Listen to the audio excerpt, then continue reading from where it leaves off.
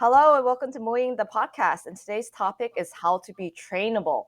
Today we have Don Heatrick on the show. Let me say that again. Today we have Don Heatrick on the show. Don is a former fighter and mechanical design engineer. Even though his fighting days are over, he's still extremely passionate about Muay Thai, and he helps fighters level up their fight performance as from heatrick.com with education and resources on strength and conditioning for Muay Thai. Thanks for coming on, Don. How has your week been? Yeah, thanks for having me on. It's been a good week so far. Always love kind of having that mixture of working with people online, but also having them face to face as well. So I get to keep my hand in with the face to face folks, COVID permitting, of course, but then also the online side as well. And it's been a nice busy week so far, and people have been getting some good results. So happy with that. Yeah, and you make that because of, I guess one of the good things about COVID is that more people are seeing the value in online coaching, and now you have clients from all over the world, right? Not just people who live in your backyard. That's right. Yes. Yeah. I actually had one of my clients had a son who was doing like business studies. I think it was a degree in business studies, and he wanted to use me as what was it called? Born Global Business. And I was like, am I? And actually I am. So because it's online based, it was when I tallied it up, there was over like 40 different countries that I was actually had clients in. And it was all of a sudden it was like, oh yeah, I'm a global company. It's just me and a few people helping me out, but customers all over the world, basically, as long as they've got a reasonable grasp on English in speaking English, then I can help them out. So yeah, that's the way I'm kind of set up. And with COVID, yeah, a lot more people have been looking at online training as something that could work for them, and certainly has been the only way they can work really in the short term with everything that's been going on. So I started training Muay Thai like a little bit just over 10 years ago. And I remember when I started, I was looking for resources on, how to lose weight, how to cut weight, and also how to supplement my training. And I stumbled upon your website. And this is, I don't know if at that point you had any online coaching or if it was just a blog. Like it was so long ago, I just don't remember. But I read your articles on weight cutting and I saw these charts and graphs on how to dehydrate and hydrate properly and what a healthy weight cut should look like on a scale. And the nerd in me, because in school I was taking all these science classes and stuff, so I was like, oh, this is cool stuff. Like this guy like knows what he's talking about. He's not just saying things and not backing them up. Like you're not just saying things because they were taught to you or saying things because other people are saying them. You're saying them because you did your research, you put it together, you're like, hey, this is what this study says, so chances are that this is going to apply to you as well. Yes, yeah, I think that's the thing, because in Muay Thai itself, there is traditionally just coaches are taught the way they're taught by their coach, and they show their students exactly how they were taught. But of course, things move on. We kind of understand there's a better way, perhaps, of achieving whatever it is we're looking to set out to get. And I guess with my engineering background, I've got more of an analytical approach to everything, and I like to structure stuff. That's the way my mind kind of works. And I guess with having studied to be an engineer as well, I'm used to looking at research and kind of continuous learning anyway. So it's one of those things with human performance, we're kind of learning more about it all the time, and stuff that we thought this is how it worked, we're now finding out with further studies. Yeah, we kind of guessed that was the best fitting model at the time. It's not true anymore. We now know this to be more true. It's never actually perfectly true. It's always evolving, and we're kind of just guessing all the time. But things do evolve. So it's the approach that, say, 5 years ago even, that we were using perhaps isn't valid anymore, or that we actually know there's a more efficient way to do it. And we were making assumptions that weren't true. And that this is the big bit for me. We can dump stuff that's now irrelevant and not efficient anymore and go straight to the gold nuggets that actually this is what changes your performance. So don't waste your time and energy with that. Focus on this bit. You're going to get the same, if not better, results without kind of wasting so much time and effort. And that's always been my personal approach. And I applied it to myself in my own training. I kind of went out there and researched stuff and applied the methods to myself as like a case study of one. and found what did or didn't work for me. And then also being a coach, then trying to kind of disseminate that to people I'm working with as well. I'm finding out what did or didn't work with them that perhaps might have worked for me, and trying to find that common place where, okay, there's a highest probability that this will work for everybody. Being able to kind of go specific for individuals when it's needed, but kind of going in with it, I always see it as being a mistake, really, as a coach, to kind of just go, this worked for me, therefore it's going to work for you. It's not. That's not the case. That's not the way the body works, and it's not the way we're kind of wired up to mentally work, but also physically work. We've got to kind of dial in a little bit, but we can certainly pick the things which have got the highest probability of being successful for everyone, and then fine tune it from there. And the flip side also is valid. Like, just because something doesn't work for me, it doesn't mean it doesn't work for everyone else. And I think Yes. sometimes people get a little bit tripped up with things like that. Uh, Mm. you've done so much research on your part, and part of your passion and your job as a coach is to keep up to date with all the the latest news and the latest studies, and trying to apply it to athletes and Muay Thai fighters. What are some misconceptions that you hear a lot about strength and conditioning for Muay Thai specifically? Like, I'm sure we can go on all day, like listing and refuting them, but what are some of the ones that you hear the most? I think it's starting to change now, which is really good. But they're historically, anyone who was using the traditional Thai model, which of course everyone's going to look to because they are the best in the world. The Thais, they're training full time. They're doing this seriously. It's a full time job for them. And the way they train doesn't use a lot of sports science. It is handed down from trainers and coaches and fighters, and you just get that continual kind of traditional circle, and the culture with respecting elders and not questioning things, and there's just a whole lot of reasons why in Thailand things are very slow to change. It's that attitude of, if it's not broken, don't fix it, rather than there is actually a more efficient way of doing this in some of those areas. So using the Thai model, there really isn't a strength and conditioning element to it. So strength and conditioning is just supplemental training. The strength side of it is, it's resistance training, really. So rather than purely being just strength, it's all the neuromuscular training. So it's resistance against weights for strength, but it's also explosive power, using a weight to explode with, and then speed. So not a lot of load, but anything that's going to make you move at maximum velocity. If you're training all of those things, that's bringing something to the party that Muay Thai by itself isn't, because it doesn't train with that sort of overload or that kind of specificity for what you're trying to achieve to develop those aspects of your body. The endurance side is covered in traditional Thai training. So we've got all the pag work and the bag work going on. There are steady state runs and things going on as well, which is covering that. So there's a hybrid there. But the resistance training side of it really isn't covered at all. So in Thailand, the typical attitude is that heavy weight training makes you slow, makes you less flexible. You don't need it. But of course, it's only true if you use the tool in a certain way. If you use it like a bodybuilder, that's absolutely true. If you use it like an athlete, which is the sports science way of using resistance training, we can make a fighter stronger, more explosive, and faster without adding any body weight either.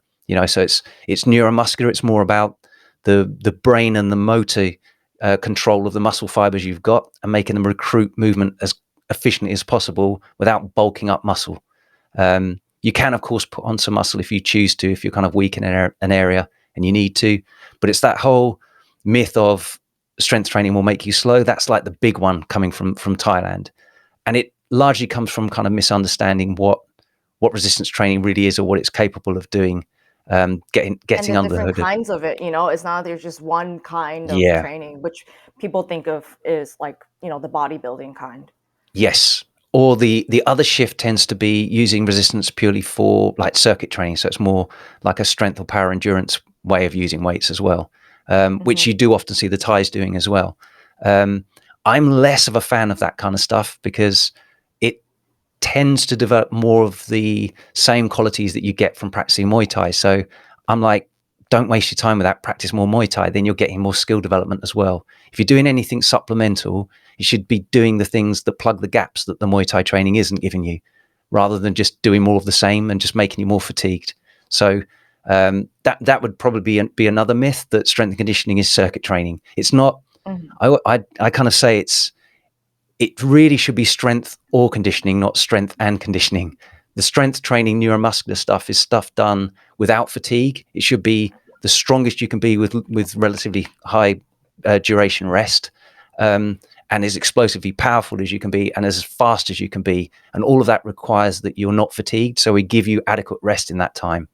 If it's more of an energy systems thing and you're trying to beast yourself for fitness, strength, power, and speed can't be maximally developed anymore because there's too much fatigue. So you might as well go and do stuff that induces fatigue. And really, that should be Muay Thai, in my opinion, because that way, so you are developing your Muay Thai skill and getting the repetition of everything you need done that way as well. Mhm. And would you, and based off of the last part, what you said about fatigue, would you also say like another common misconception that you hear a lot as a coach is that everything that you do, like all aspects of your training, should fatigue you? Yeah, yeah. So again, because a Muay Thai fight is tiring, every fighter, because it's also the bit we get a bit of a buzz off, pushing into that fatigue and just soldiering on. We tend to try and make the rest of our training feel as much like Muay Thai as we can, and whether Mhm. that's using resistance training or any of these other tools as well. When actually to overload a specific quality, so a performance quality that would massively contribute to your Muay Thai performance, um, but it isn't being supplied by Muay Thai because of the amount of fatigue that you've got in there. It just blunts and jades that. Then you need to kind of be able to take that aside separately, training in isolation, and have that discipline mentally to think this is a different kind of training session. This is one to boost those qualities up so that then I can endure them longer in my Muay Thai training. If I'm trying to endure them when I'm building them, these qualities don't build that way. So I'm actually wasting my time. Mhm. It also seems like just from a lot of the things you listed, it's like people tend to hear select parts of what you're saying, but in a vacuum. Like, uh, Mm. so for example, lifting weights makes you put on weight, like a unnecessary weight, and you're like, well, that could be true if you were doing it like this. So there, it seems like there's a lot of conditions to what these people are saying, and a lot of people have these beliefs that are probably passed on to them of like just that vacuum part of the sentence. It's interesting. Yes. Yeah, I mean, you could, for example, you could say, "Oh, running gives you shin splints." Like, well, yes, it will if you do way too much to what you're accustomed to. If you've suddenly increased the volume of running that you've got, then yes, it will give you shin splints. But if you do it kind of in a more progressive, managed way, it won't. And it's the same with weight training. Yes, it can achieve these certain byproducts, if you like, but there are completely different ones if you use the tool in a different way, and it is shifting that from seeing the resistance training in the gym as purely strength training, and it's athletic training where we build strength first. That's kind of like the underlying foundation of everything. Um, but then you need to transition that from building strength, which is building your body's ability to produce force, maximum force. You then want to change it into power training, which is then expressing as much of that force as quickly as possible, explosively. That's power training. That's the next step. And then it's finally taking that power and making it work against relatively low resistance, which is body weight or the weight of your glove, when now you're accelerating something as quickly as possible. It's actually maximum velocity then. But you can't be fast if you haven't got the prerequisite strength in the first place. So building that up first is the first port of call. Once you've got sufficient strength, we then want to convert it through power and finally into speed. And that's where you really see the effect then in the ring against your opponent. Mm, mm, mm. We talked a lot about like just physical aspects of what goes in or what should go into like ideal regimen of a fighter or an athlete. And and when people think about training or developing an athlete, they think about the physical things, including myself. Like, I think about the things that you just talked about. I think about kicking, I think about punching, I think about sparring, fighting, recovering from the fights, fighting again. And the physical part is one aspect, and people who think that way are not wrong. But they're not all the pieces, right? What other Mm. pieces do you think are missing in the things that I just described? Yeah, so the big kind of underlying aspect to all of this is actually your mindset as well, and that's actually something I'm in the process of. Well, I was originally trying to write one book, and I've very quickly realised it's actually divided into three different areas for me to allow me to keep this kind of on topic each time. And the way I see performance as a whole, kind of distributed really with anything, but particularly with Muay Thai. It sounds cliche, but it's mind, body, and spirit. Those are the things. A lot of people know me for the body side, the physical performance side of it, that we're trying to get that side up. The mind for me is actually more strategy and tactics. So that's like your fight IQ. The spirit side of it is more the mindset. It's fight EQ, which is the emotional quotient. So it's emotional intelligence and knowing yourself, knowing when you're kind of getting distracted by your own thoughts and all this kind of stuff. And it's the motivation and the grit to keep training when you need to. And it's generally that kind of self-knowledge that you develop when you fight as well. You know, how you think you behave a certain way in a certain situation, and it's not until you're pushed under pressure that you find out really how you behave. And that's one of the fascinating things I find about Muay Thai and fighting in general, that sort of competitive performance. And the mindset side of it is huge. It's for me, that's the bit that we kind of need to start with, because unless you've got your mindset right, then even if I laid out all of the training that you'd need to do, you wouldn't have the motivation to actually do it, or have the purpose behind what you're doing to actually put in enough time and effort to see the rewards of that. What would you consider the right mindset for a Muay Thai fighter? Well, the right mindset for definitely for Muay Thai, but really for anything, I guess if we were to kind of boil it down to one thing, it's a growth mindset. So it's someone who sees that hard work produces your ability, rather than a belief in natural talent and either you've got it or you haven't. If you believe that it's purely natural talent, then as soon as things get tough, you kind of give up. That's what happens. You might be able to achieve success quickly if you kind of deem yourself as having talent, but as soon as a tough enough struggle comes along, and it will do, you'll get an opponent that can beat you at some stage. That's going to happen. Then you suddenly start self-doubting, and it's more that your identity gets threatened, because you see yourself as a talented person, and rather than seeing like, I've lost a fight, you start seeing yourself, I'm a loser, and you lose all the motivation to do everything. Whereas someone with a growth mindset sees themselves as they can build talent, but it's a work in progress. They're never the finished product. They're always working towards it. And then a loss isn't a loss. It's actually something that taught me something I can now go away and work on. And I hopefully won't make the same mistakes again if there were mistakes. Or it just shows me this person was another level up again, and that's what I need to be working towards.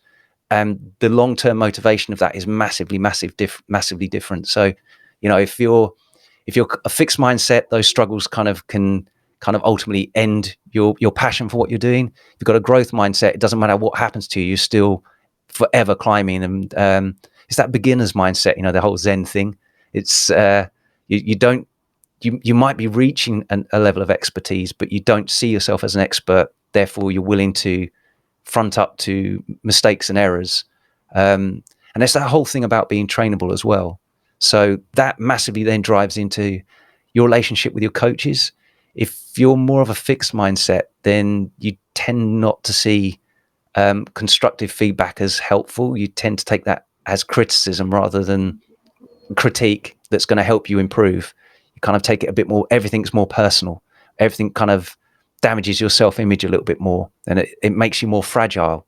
Whereas, say, a growth mindset, you don't. Everything kind of adds to you, and that's a really nice thing. And they're the kind of people I like to work with. And it is something you can train as well. That's the thing. It's a shift in attitude, and you might not necessarily have that growth mindset in all things all the time.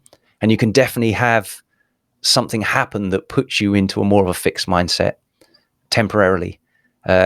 So I mean, Carol Dweck, the book Mindset's a really good book to read, actually, if you're interested in that sort of side of things. But there's lots of kind of studies referenced in there where you can take people that have a growth mindset.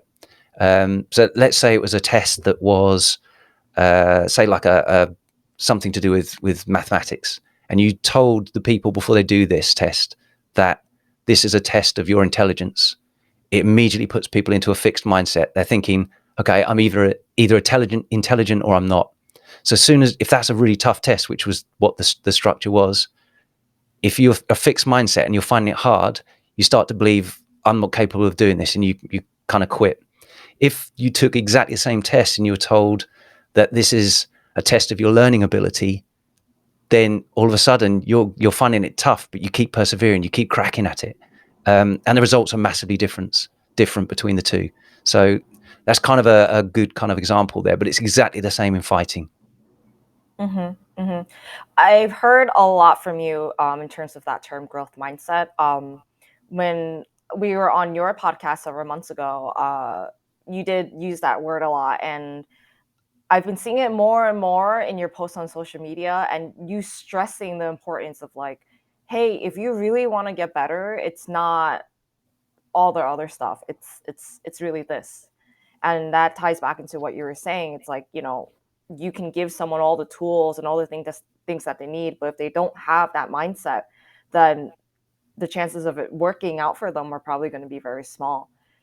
Would you say like that would be comparable to what the Thais call having heart, or? Yeah, very much so. I mean, so Mhm. it is that the fixed mindset, if you get knocked down, is almost like, oh, they're better than me, I'm done. Whereas a growth mindset would be, I get knocked down 3 times, I get up 4 times. It's that I'm not dead yet. I'm still going. Yeah. And it's that kind of attitude with everything. It is that heart. Yeah. And I guess the training in Thailand is actually filtering for that. So I guess, the fighters are being pushed in that way, and the ones that can't take the critique, can't take that constructive feedback, and aren't willing to take it on board, they kind of fall by the wayside, don't they? To a large extent. But it definitely is possible to kind of rise right to the top, the elite level, and still have a pretty fixed mindset. But the likelihood of you staying there for a long time, not very high at all. I've seen so many people just come and go, just visiting and leaving, and uh, it's interesting also to see those two groups of people that you were talking about. The people who come, and then the Thai trainers, they're very blunt. They're going to be like, "Oh, your Mm, kicks are no good. Oh, your clinch sucks. Oh, you need to work on this. You need to work on that." And you see, uh, some people, they just get so frustrated, and they're just like, "What? I don't know anything. What have I been learning in the past few years?" And then there's the other group of people, the people of the growth mindset. They just they might be shocked at first from like the bluntness of it, but then they show up and they work on it. They show up and they work on it. They're practicing after class because they're like, oh, okay, I need to fix this and I need to get better. So yeah, I've definitely seen it in terms of visitors in Thailand, and it's definitely interesting to see the difference. Um, do you think there's a difference between being coachable, being trainable, and being teachable? Or do you think they're all kind of the same thing? I think they're all kind of the same thing, to be honest. Yeah. Mhm. It's if you've got someone who's willing to kind of take their shortcomings on the chin and not feel threatened by it, that's the person who's really trainable, coachable, that can learn the quickest. Because Mhm. the thing is, if you see every kind of bit of feedback that's not great as kind of threatening to your self-esteem, you lie and cover it up and make excuses and blame other things, and you never correct those things. They just get swept under the carpet. Whereas someone who is trainable and coachable, it doesn't matter. I mean, obviously there's the way you kind of present it to them, but even if you say it nicely, someone who's not able to kind of take critique and just sees it as criticism, and the walls go up and it's denial, they're never going to improve that aspect. So yeah, that's kind of the crux of it in my mind. And it's also down to what motivates you. whether it's that whole intrinsic or extrinsic motivation. So are you in it literally because of you want everyone to think you're awesome and that you're the champion and you want medals and titles and all this kind of stuff? If that's purely what you're chasing, that's not so sustainable. It's also not as much in your control. Whereas intrinsically, if you just want to get better, then it doesn't matter what happens to you. You're forever in control of that. And that's someone who makes relentless progress rather than kind of burn bright, crash out. It's a very different way of kind of approaching the same thing. And so what you're saying is a lot of people, they should take a little bit more responsibility in their own progress, as opposed to just leaving their progress as wherever they are in their journey onto just their coach or onto just the other people. Definitely. Mm-hmm. That's I guess that's it's one of those things, because I've been lucky enough. I mean, everything, the way your mindset is, the way you approach problems and think about things is all down to what's happened to you in life as well. So there's personality traits that come into it, but there's also experiences that if early on, you overcame something that you didn't think you were going to be able to do, and you kind of worked at it for whatever reason, you were persistent enough to not give up on it, and you succeeded. That tends to make you shift into more of a growth mindset. You start seeing those patterns in everything. Okay, I'm not a natural at this, whatever that really means.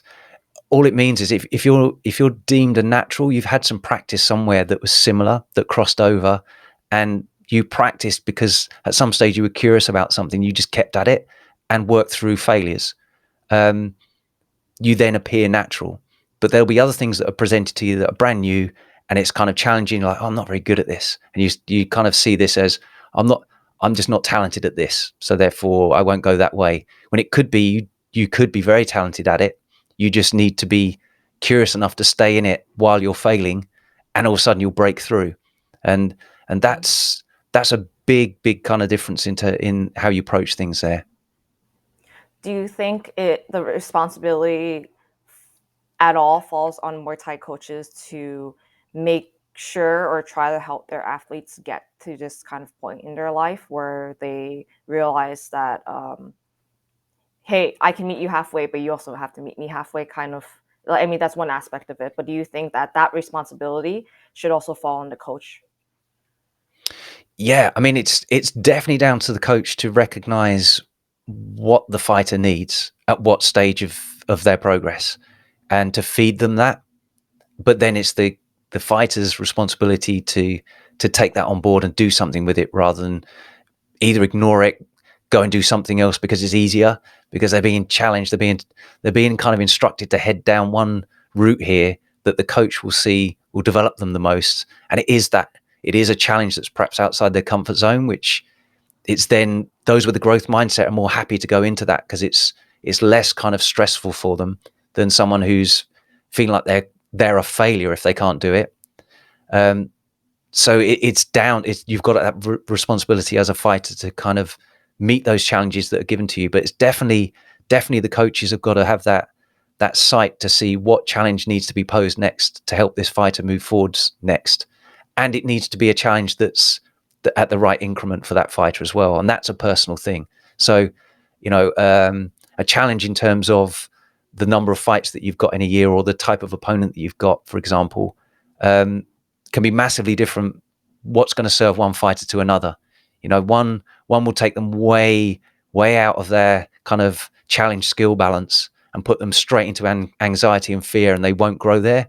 Whereas that same level of kind of task to someone else would be right in the sweet spot of just outside what they can cope to move them forwards enough, but not so far that they kind of go out of flow state really, and they go into fear and anxiety. So it's down to the coach to kind of recognize probably where that fighter is and to push them at just the right amount.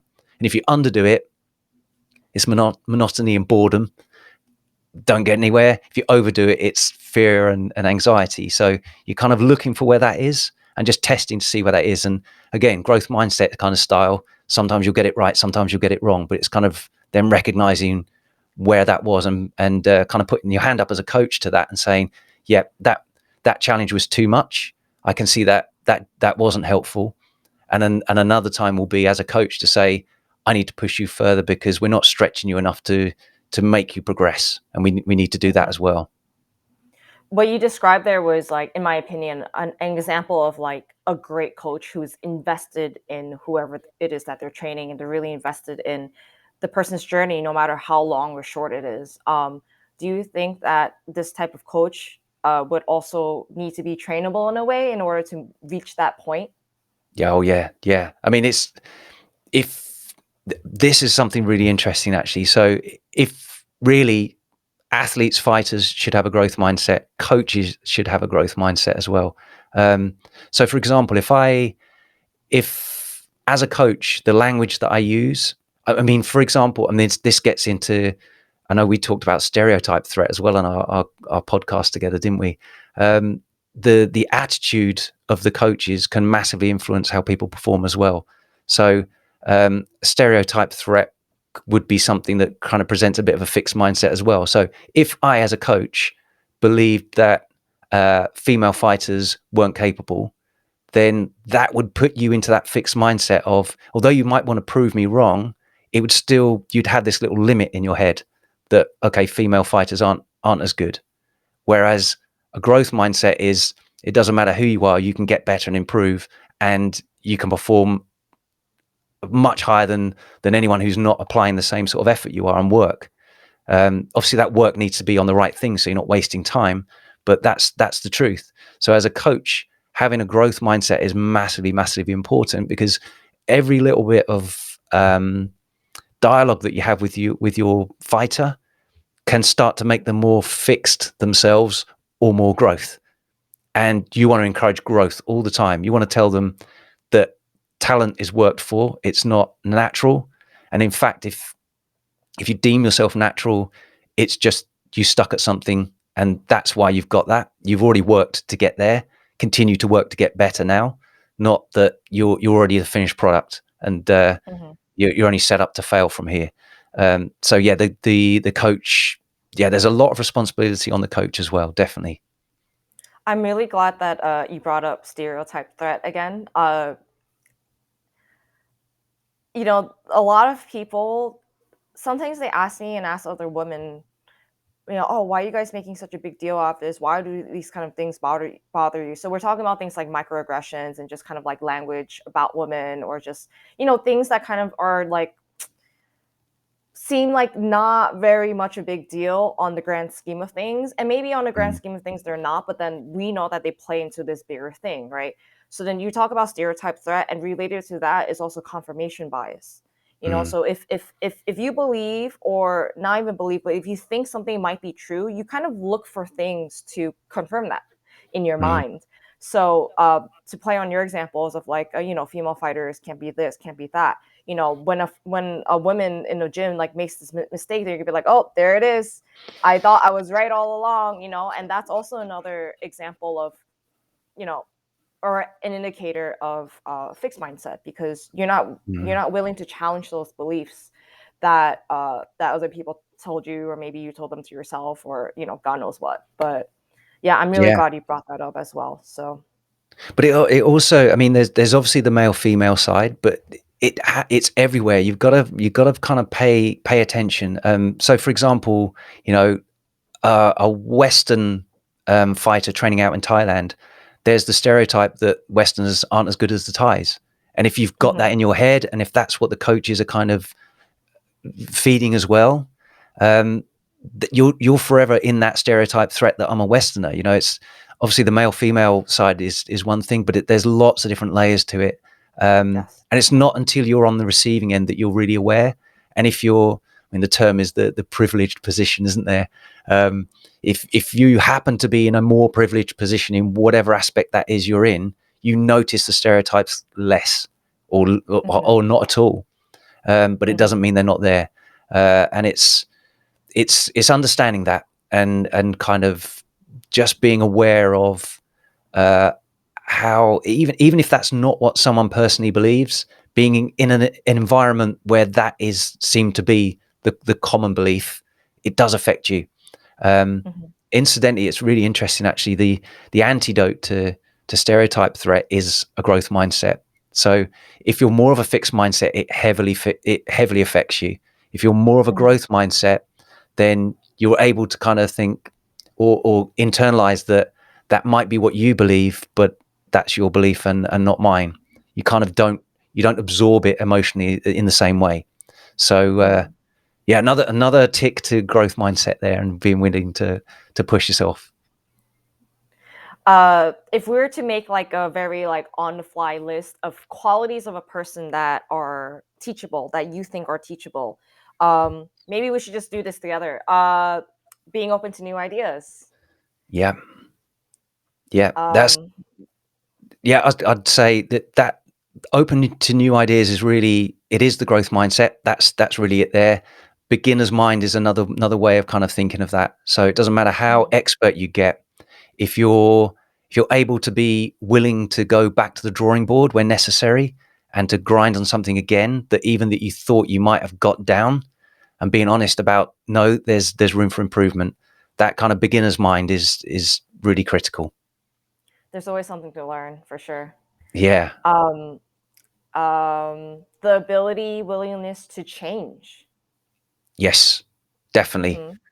Definitely. And it is that being willing to change, and it's being able to put in the work to change as well. Mm-hmm. That's the thing. Um, the way the kind of motor patterns, brain habits of thought, all that kind of stuff, it takes repetition, and it's understanding that it if you've got a clean slate, nothing you're trying to change, it doesn't take many repetitions for you to bank an automated new habit of movement, of thought, or whatever. If you're trying to change something that's already there, it it takes a lot longer. So there's a guy, Dr. Schmidt, who did motor pattern learning, and he kind of discovered rough ballpark figures, 300 to 500 repetitions of something, and it becomes automatic. You don't have to think about it anymore.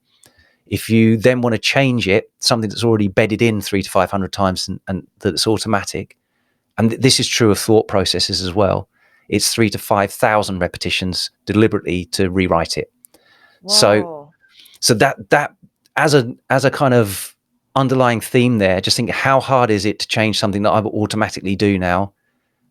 If you're an expert and you've been throwing your round kick a certain way for thousands and thousands of repetitions, um, and initially you don't need to kind of change too much for it to kind of look okay, and it's not a limiting factor for you. You kind of, it's good enough. But then as you get more and more elite, there's smaller and smaller things you need to change. And now what wasn't critical in the way you threw that round kick now is your limiting factor. Everything else is kind of bedded in. It's all looking good. If you're then looking to change that slight little thing on the round kick, for example, then that's where an elite person needs to be prepared to go back to that beginner's mindset and just go, well, I've got to drill the hell out of a round kick now, just a round kick over and over on the bag like a beginner, and change this one thing. And I've got to do this 3 to 5 thousand times now before that becomes my new habit. And I've cleaned up that error that I'd bedded in, but I never noticed because it wasn't crucial. But now it's crucial because it's my limiting factor. So that would be a big thing. That kind of understanding of, there's a need to go back and grind at the beginner stuff when it's time to change something that's already learned. Mm, mm, mm. That makes so much sense, especially like I'm teaching now. I'm teaching Muay Thai now, and when I get like total beginners in, it's definitely easier to mold them and just kind of, I'm telling them to do something, they do it, they repeat it, they get better at it, and it looks more and more towards of what I want. I take someone who's been Mm, training for like 5 years, and I'm trying to change things that they already do. They're like, I don't even notice it. I don't even know I'm doing it. So yeah. it's interesting that you have a number, three to five Yes. thousand. And whether that's an exact number, or it just gives you that proportion of how quickly you'll learn something new compared to changing something, and just being prepared to put that kind of ratio of work into changing something if it's already in, and you need to make adjustments. Mm. Let's continue on with our list of qualities of someone teachable. How about listening with the intention of taking in what's said to you as opposed to showing like, oh, this is what I can do, but this is what I do. Yeah. Yeah. And you know what? A lot of this, it boils back to that same thing. It boils back to growth mindset again. So if you're of a fixed mindset, then when you hear something like that, you're looking for an opportunity to demonstrate how good you are, um, because that's your self-esteem. I'm talented at this. I need to show you that. Mm-hmm. Whereas Mm-hmm. the fixed mindset would be more, I'm listening, I'm prepared to change something, rather than looking to kind of demonstrate how proficient I already am. I'm looking for how I can grow. So it affects your listening as well. So yeah, but that's an important bit. Listening, and as a coach, listening to the fighters, not just. I kind of have that old analogy. I guess it's a bit of an old thing now, isn't it? Like a walkie-talkie. No one uses these anymore. But there was a button you had to press down to speak, and then you had to let go of it to hear the other end, someone speaking back to you. And I find a lot of people are kind of like they've got their transmit button down the whole time. They're just blah, blah, blah, talk, talk, talk. And they're not even over. Your turn. I'll listen. There's none of that going on. So both as a fighter, but also a coach, we do definitely need to take our finger off transmit and listen to what's going on. I love that analogy. I mean, it's also a little bit rude awakening to think that there are some people listening that have zero clue what a walkie-talkie is, but they were definitely Yeah. something when I was growing up. Do you know Like what all the rage. I wanted one so bad. I'm finding that more and more now. My analogies, I'm needing to update them because I'm like, yeah, this. You're gonna have to update them for 2022. That's for I just sure. get a raised eyebrow. Oh, what? Actually, I was just at the gym yesterday, and someone was like, "I've never watched Austin Powers." And for me, it was like one of those shows that was always on TV. Like even if I didn't want to watch it, it was just there. Like I was just forced to watch it, and I was like, Yeah. "You didn't watch what?" Oh no, it's starting to happen Yeah. to you, Angela. Do you know what? My kids are brilliant. They really bring you down to earth and kind of show you really what's going on. There's a new Matrix film coming out, isn't there? And none of my kids have actually seen the first three Matrix films. They're my favorite kind of films, I think. But yeah, I've got to show them all the films before they even kind of watch this final one, and they're like, no idea what that is. I think I might have shown my son the lobby scene at one stage where there's that gun battle and they're doing all that in the lobby. But that's his only knowledge of the Matrix. So yeah, any analogies to the Matrix films, unless of course I think Shrek is more something they're aware of, the spoof stuff they do in the Shrek movies that was bullet time technology and fight scenes and stuff. But yeah, Yeah. analogies. But on a coaching side of things, analogies are so important because you're looking for something that has someone's got an experience of, that you can say it's like this. And if you've not got analogies that work for people, you need to find some other analogies, because it's a really good, quick, direct way of getting people to feel what you're talking about, regardless of what their experience is. So I tend to talk in analogies quite a lot, but I must admit I'm finding it harder and harder to find Relevant ones. analogies that aren't out of date. Yeah. I'm sure if you did some brainstorming or maybe asked your kids for, hey, in this day and age, we have this. What is that now? Yeah. Are there any other qualities you would add to the list of someone who is teachable? Like I know you there's so much overlap between growth mindset and being teachable, or more like someone who is teachable has that growth mindset. Are there any other qualities you would add to this, off the top of your head?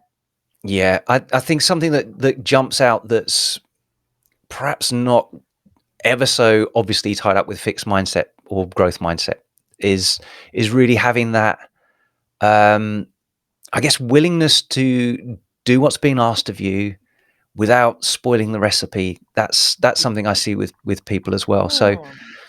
sometimes people will be like, yes, I'm going to do this, this, and this, but I've got a real um, tie to something else that I was doing as well, and I'm going to do that as well, even though I know I shouldn't really be.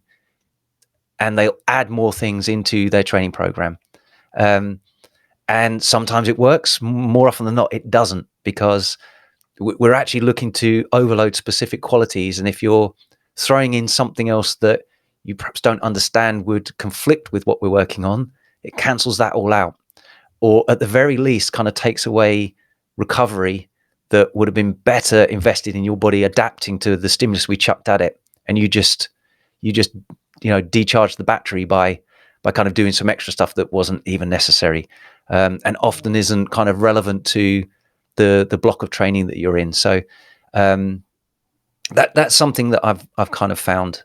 Some fighters are like, yep, I'm going to trust you.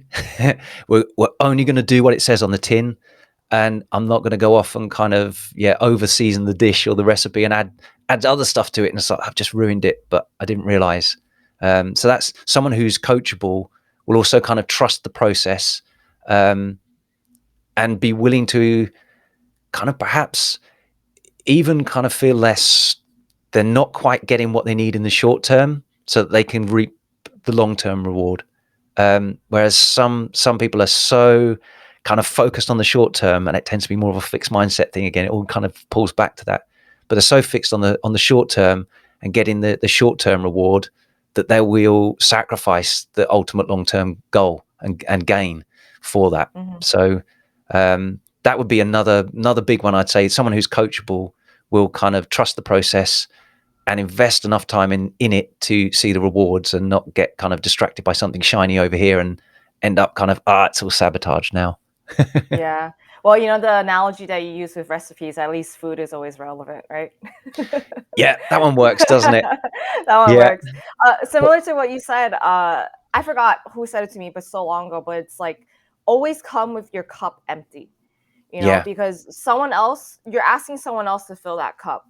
And if you come with it empty, you're able to fill that cup.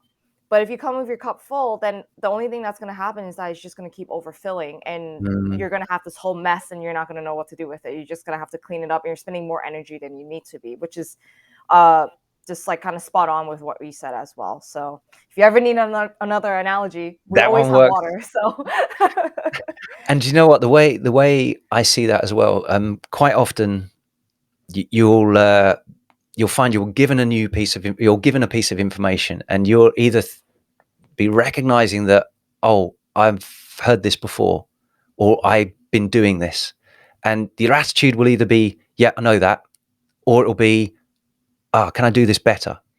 And that's a massively different kind of mindset as well. Again, it's kind of fixed mindset or growth mindset, really, but I find that a lot. So whenever I see something, or even, this is something else as well, this kind of, there's always something to learn, isn't there, from everything. Even if it's confirming you are on the right path, that's something. So if you see something that you already believe you're familiar with, and you're like, yeah, I'm already doing this, it's like, just look a little closer, because there might be a little nuance in here that you've missed, and you could actually improve what you're doing, even if it's something you thought you knew.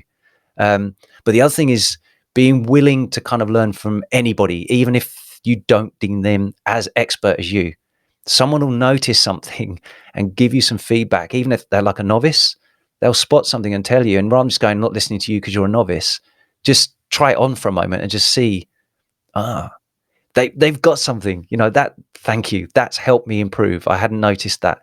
And it doesn't need to be someone who's senior to you in your eyes all the time. It's kind of learn from everybody, definitely. that's also like an ego thing as well, right? Yeah, yeah. Yeah.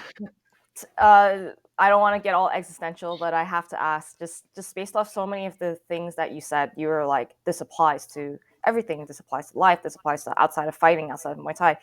Yeah. Do you think that if more people had this like growth mindset and were try to become more teachable, more coachable, more trainable, do you think that as a society we would be just better and nicer to each other? Yeah. Well, I think we'll see value in everybody's input that way. That's a really good point, actually, because something that makes me think of, my background is engineering, so that's where I came from. That was my full-time career for 18 years. While my side hustle was Muay Thai, and I was competing and doing that. And then I decided I was going to leave that behind. I wanted to be a full-time coach, because this is really what lit me up. But there was so much of what I did as an engineer that I now apply to what I do as a coach. They're completely different disciplines, but I could see the parallels and the crossovers. I could see where there were weaknesses in the standard kind of coaching practices, if you like, that my experience as an engineer, well, I could really explode this area up. This is not being managed as well as it could be. And it's exactly the same for every discipline. It's seeing the crossover and seeing the similarities rather than the differences, and being able to piggyback and borrow the bits that different disciplines do much, much better than someone who's just tunnel visioned in Muay Thai and they don't look outside of that. There's no kind of network kind of cross referencing going on and borrowing what other people are doing really well. And again, as a growth mindset, you're more happy to do that. You can see it's like pattern recognition. Oh, this is the same as this, but a little bit different. And this could be actually managed a lot better if it was done this way. Or we could drop that out and add this in, and whoa, now we've got a better recipe rather than no, it's the recipe, it's the recipe. Things have to be this way. Yeah. And that's that ceiling really of, I guess if we're going back to the Thai model again, this is where I see the issue in that in Thailand, you've got more training time. So therefore you can afford to be less efficient. You've got more hours you can chuck at it. If you start saying you've got half that time and you've got half that time again, now you're doing only what matters. That's where you really see what needs to be done and not all what's really ended up being filler. It's that 80-20 rule, that Pareto rule, that actually 80% of your results come from 20% of your actions, not the other way around. There's a critical few and a trivial many. And you actually end up filtering for what the critical few are when you've got less resource. You kind of end up, okay, and now I need to do only what matters. And that's a really good exercise. And if every different discipline that's going on out there is doing this kind of stuff all the time, you're being shown the critical 20% in all these different areas. And if you can see how it matches with what you're doing, you can borrow and merge those in, and it's making your 20% even more efficient now, and you're making much more progress on your time and your energy. It's not just about chucking more hours at something. There's a ceiling on that. There's only so many hours in the day. There's only so much you can recover from. It's actually about making your time you invest as effective as possible and understanding what to do when, and that should change. It shouldn't be the same thing all the time. Did anyone ever tell you should be a motivational speaker? I'm feeling so inspired right now. I'm like, oh my God, I need to look at everything that I'm doing and making sure it's efficient. Do you know what? I've got a bit of a reputation with my kids that they start calling me Yoda and stuff like that. And I'm like, oh God. No. I've got the same hairstyle, and sometimes my ears catch the light. It looks a bit like Yoda, but well, you can get those elf ears for Christmas, so yeah. We talked about so many great things, and I really appreciate you sharing all of your input and all of your observations and also research. That was really valuable to me, and I hope other people find it valuable too. Was there anything that you wanted to talk about that we didn't get to talk about? Anything you wanted to say? No, I don't think so, Angela. I thought you kind of you herded me quite well there. Okay. I'm glad, because I didn't know if there was anything that I was kind of like missing, or I just kind of like mulled over. But I'm glad to hear that you got everything you want to tell people out. Don, how can people find you, read more about growth mindset, and learn more about who you are? Yeah, well, the best place to find me is my website. So everything, all the social media accounts are all linked off of there. So that's heatrick.com, HEATRICK.com. There's, well, loads of posts and articles and videos and everything on there now. I mean, originally I was kind of, like I say, seen as more the strength and conditioning guy. And that was really something I was pushing because it was the biggest gap. But really, I see myself as a Muay Thai performance guy. I'm performance. So it's everything that's kind of involved in performance. So it is the technical, tactical side. It is the physical side, but it's also the mindset and the kind of emotional intelligence side. And I'm adding more and more articles and posts on that on the website. But that's where everyone can get hold of me. And just at Don Heatrick on Instagram is probably the biggest social media platform I've got, but the website will herd you there as well. Are you adding more of the mental aspects to your online course as well? Yes. Yeah. So at the moment, it's more in the infancy there, because it wasn't something I was convinced that other people would really want to hear from me. But as I've started sharing this stuff, I'm getting more and more questions on it. So I'm definitely going to start sharing what I've learned about that as well, and how I kind of manage things behind the scenes. I mean, I approach things in a certain way with my clients, both online and in person. Um, but it's not always obvious that's what I'm doing, but that's the kind of way I'm working behind the scenes. So I'm now trying to share more of that stuff with people, and really with me asking the questions about, I'm writing a book. It seems like it's these three different aspects: mind, body, and spirit. Um, I put that out on social media, and I put it out to my email list as to which one would you like to hear from me first. And I was really surprised that they were all actually pretty equal. So there wasn't a significant difference. So it's like, oh, there's actually that people want to hear from about these topics from me, rather than just like, no, I see you as the strength and conditioning guy, and I'm not really interested in what you've got to say about anything else. So um, I'll definitely be amping up both the technical and tactical Muay Thai side of things, and also the mindset side of things, as well as the strength and conditioning on the website from now on. Definitely. Mhm, mhm. And, that's really something I appreciate as well, because personally for me during COVID, as a fighter, I was like, "I gotta take care of myself more than just training and running and recovery physically," I gotta take care of everything that's going on up here and making sure that everything here is good so I can succeed in all these other areas of my life. So, really appreciate that and really looking forward to, what you have in store for us. Thanks, Angela. No problem. If you'd like to follow me, Angela Chang, you can find me on Instagram. I'm Angela Sitan, ANGELASITAN. Muay Ying also has a website, so you can find us on moy-ying.com. And we also have Patreon if you'd like to support us. Thank you for coming on to chat, Don. I had a really good time. Thank you, and speak to you soon. Thanks.